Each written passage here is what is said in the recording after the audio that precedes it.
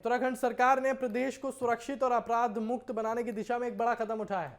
मुख्यमंत्री पुष्कर सिंह धामी ने साफ शब्दों में कहा है कि देवभूमि की पहचान शांति, आस्था और संस्कृति से है और इस पहचान को किसी भी कीमत पर कमजोर नहीं होने दिया जाएगा।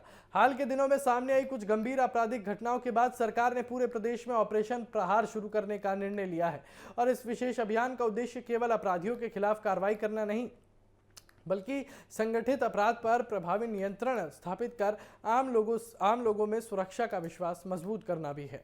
मुख्यमंत्री ने स्पष्ट किया कि राज्य में अपराध और अपराधियों के लिए कोई स्थान नहीं है और कानून व्यवस्था से खिलवाड़ करने वालों के खिलाफ बिना किसी भेदभाव के कठोर कार्रवाई की जाएगी। ऑपरेशन प्रहार के तहत उत्तराखंड पुलिस को पूरे प्रदेश में विशेष अभियान चलाने के निर्देश दिए गए हैं। पेशेवर अपराधियों, गैंगस्टरों, हिस्ट्री शीटरों और संगठित अपराधों से जुड़े लोगों की पहचान कर उनके खिलाफ कानूनी कार्रवाई तेज की जा सकती है। आपको बताएं कि पुलिस पुराने आधिकारिक रिकॉर्ड खंगाल रही है और ऐसे लोगों की गतिविधियों पर लगातार नजर रख रही है जो समाज में भय और असुरक्षा का माहौल पैदा करने की कोशिश करते हैं।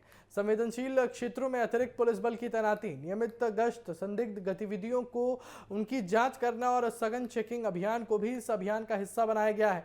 सरकार मानती है कि अपराध पर नियंत्रण केवल घटना के बाद कार्रवाई से नहीं बल्कि पहले से मजबूत निगरानी व्यवस्था से संभव है।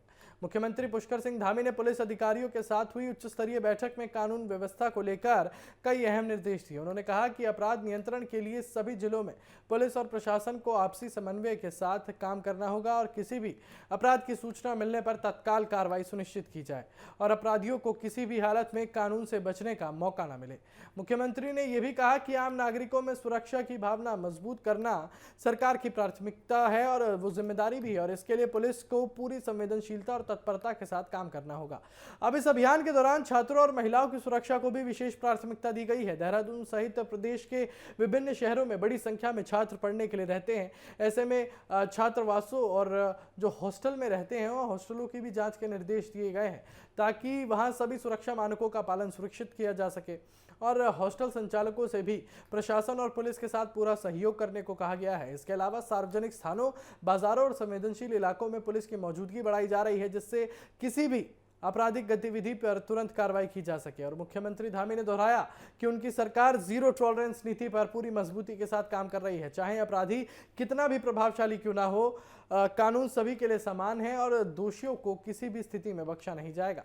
सरकार का लक्ष्य केवल अपराधियों को गिरफ्तार करना नहीं बल्कि उत्तराखंड में ऐसा माहौल तैयार करना है जहां आम नागरिक खुद को पूरी तरह सुरक्षित महसूस करे। सरकार का मानना है कि लगातार निगरानी, प्रभावी पुलिसिंग और त्वरित कार्रवाई के जरिए ही अपराध पर स्थायी नियंत्रण पाया जा सकता है। इसी सोच के साथ शुरू किया गया ये ऑपरेशन प्रहार उत्तराखंड को सुरक्षित, शांत और अपराध मुक्त बनाने की दिशा में सरकार का एक बड़ा और निर्णायक कदम माना जा रहा है।